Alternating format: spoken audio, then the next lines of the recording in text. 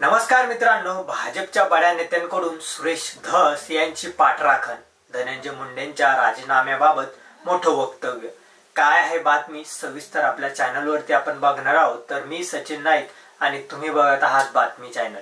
संतोष देशमुख हत्या प्रकरणात निकाल लागेपर्यंत धनंजय मुंडे यांना राजीनामा द्यावे अशी मागणी रेणापूरच्या आक्रोश मोर्चात करण्यात आली आहे. यावर आता भाजपच्या बड्या नेत्यांनी प्रतिक्रिया दिली आहे आणि ती प्रतिक्रिया आपण सविस्तर आपल्या चॅनलवरती बघणार आहोत.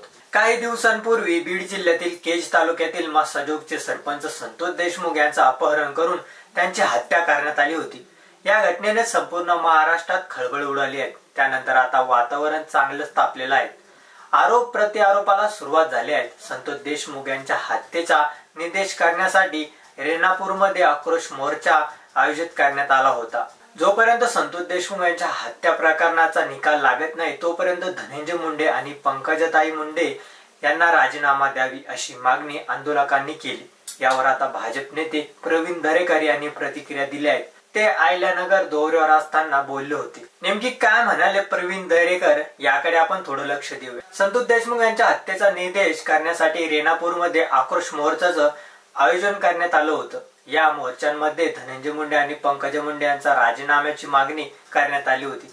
यावर प्रतिक्रिया देताना दरेकर यांनी म्हटलं की या बाबतीत मुख्यमंत्र्यांनी सांगितलं आहे की कोणालाही पाठीशी घालता जाणार नाही. जे आरोपी असतील त्यांच्यावर कठोर कारवाई केली जाईल. त्यामध्ये कोणालाही गय केले जाणार नाहीत असं दरेकर यांनी म्हटलं आहे. दरम्यान आमदार सुरेश धस यांनी धनंजय मुंडेंविरोधात आक्रमक भूमिका घेतल्यानंतर राष्ट्रवादीचे नेते अमोल मिटकरी यांनी सुरेश धस यांच्यावर जोरदार हल्लाबोल केला होता. धस यांनी मुंडे विरोधात सुपारी घेतली असं त्यांनी म्हटलं होतं. मिटकरी यांच्या या वक्तव्यावर देखील दरेकर यांनी प्रतिक्रिया दिली आहे. अभिवेशनातून न पाहता सुरेश धस यांनी घेतलेली ही भूमिका आहे. कुठलाही गुन्हा हा गुन्हा असतो, त्यात पक्षीय राजकारण येत नाही. कुणी सुपारी घेतली नाहीत किंवा कुणी कुणाला टार्गेट केलं नाही असं दरेकर यांनी म्हटलं आहे.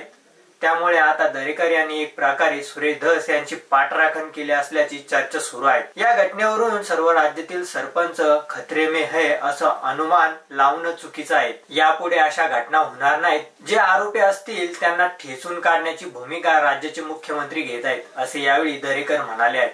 तर तुम्हाला काय वाटतं हे आमच्या चॅनलच्या कमेंट बॉक्स मध्ये नक्की कळवा आणि व्हिडिओ आवडला असेल तर चॅनलला लाईक आणि सबस्क्राईब करा. धन्यवाद.